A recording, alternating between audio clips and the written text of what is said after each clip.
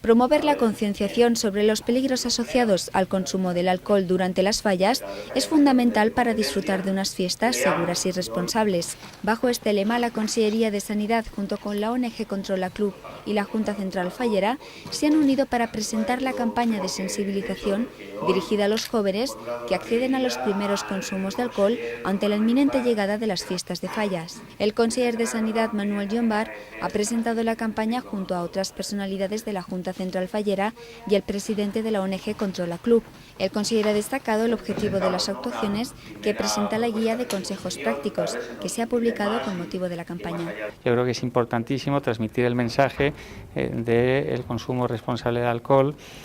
sobre todo en la población joven, población de 14 a 18 años, que es donde debemos incidir para que el mensaje llegue y que seamos capaces, como decía, de conseguir que todo el mundo disfrutemos de las fallas de la forma más responsable posible. Tras la presentación de la campaña se han otorgado los premios falleros Controla Club, conmemorando el 10º aniversario de su creación y que surgen como reconocimiento de aquellas fallas donde mejor se aborda la problemática de los consumos de alcohol y otras drogas.